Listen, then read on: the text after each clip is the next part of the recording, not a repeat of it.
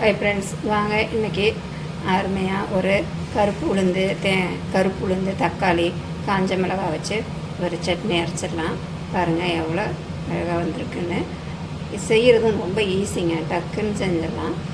நம்ம வதக்கி ஆற வைக்கிற டைம் தான், ஈஸியாக செஞ்சிடலாம். ஒன்றுமே இல்லைன்னு நினைக்கிறப்ப இந்த மாதிரி கருப்பு உளுந்து இருந்ததுன்னா நம்ம இந்த மாதிரி செஞ்சிடலாம். நான் பார்த்திங்கன்னா தோசைக்கு வச்சுருக்கேன்.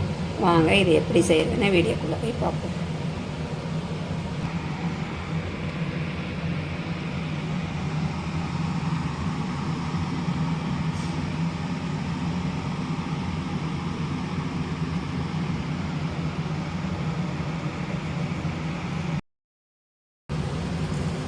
வாங்க இந்த சட்னிக்கு தேவையான பொருள் என்னென்னு பார்த்துடலாம். பார்த்திங்கன்னா நான் ஒரு அரை கப்பு கருப்பு உளுந்து எடுத்திருக்கேன்.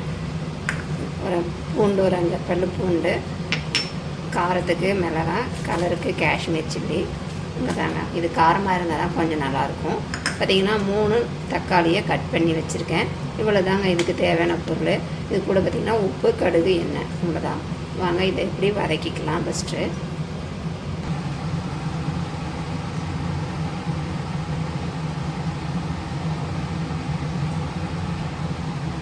ஒரு அரை ஸ்பூன் கடுகு, இது கூட பார்த்திங்கன்னா காரம், மிளகாய், பூண்டு, நம்ம எடுத்து வச்சுருக்க கருப்பு உளுந்து.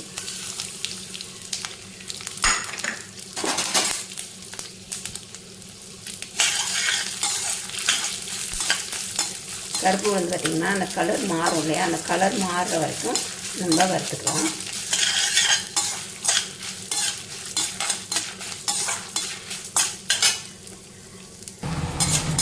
பாருங்கள் கருப்பு உளுந்து நல்லா கலர் மாறிடுச்சு, நல்லா வாசனையும் வந்துடுச்சு.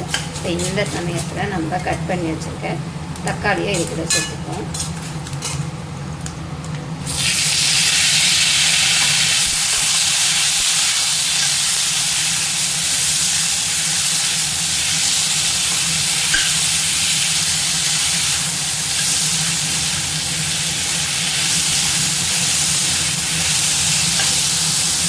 சட்னிக்கு தேவையான அளவு கல்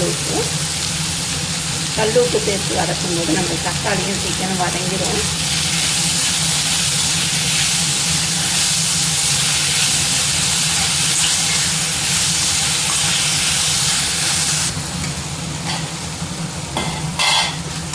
அவ்வளோதாங்க, தக்காளி நல்லா வதங்கிடுச்சு. இதை நம்ம நல்லா ஆற விட்டு மிக்சியில் அரைச்சி வச்சுக்கலாம். ஈஸியாக செஞ்சிடலாம் இந்த சட்னி. பாருங்கள் நல்லா தக்காளி வதங்கிடுச்சு. இதை நம்ம ஆற வச்சு வச்சுக்கலாம். இது ஆறத்துக்குள்ளே 2 தோசை ஊற்றிக்கலாம். நான் தோசை தான் ஊற்ற போகிறேன். நீங்கள் இட்லிக்கும் நல்லாயிருக்கும், தோசைக்கும் நல்லாயிருக்கும்.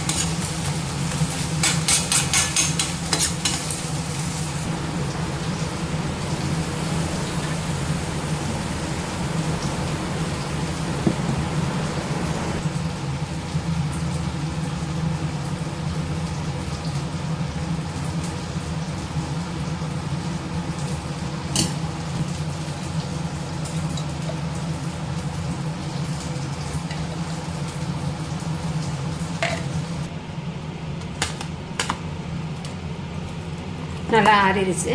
இப்போ நம்ம இதை அரைச்சிட்டு வந்துடுவோம்.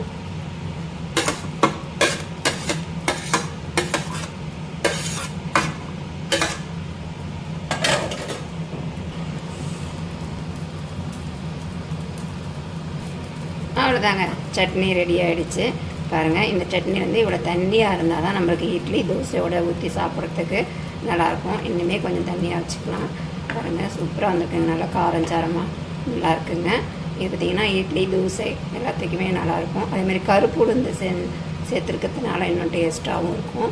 இதேமாதிரி ட்ரை பண்ணி பாருங்கள். நான் பார்த்திங்கன்னா இன்றைக்கி நான் தாளிக்கலை, ஏன்னா ஏற்கனவே எண்ணெயில் தான் வதக்கியிருக்கோம். 2வது சுடு தண்ணி ஊற்றி தான் அரைச்சிருக்கிறோம் இல்லையா, அதனால் நான் தாளிக்கலை. உங்களுக்கு விருப்பப்பட்டிங்கன்னா கடுகு, உளுத்தம்பருப்பு, கருவேப்பிலை போட்டு தாளித்து எடுத்துக்கோங்க. சூப்பர் டேஸ்ட்டும் அருமையாக இருக்கும். நீங்களும் இந்த மாதிரி ட்ரை பண்ணி பாருங்கள். வீடியோ பிடிச்சிருந்தா லைக் பண்ணுங்கள், ஷேர் பண்ணுங்கள், கமெண்ட் பண்ணுங்கள். மறக்காமல் சேனலை சப்ஸ்கிரைப் பண்ணுங்கள். இன்னொரு வீடியோவில் சந்திப்போம். பாய்.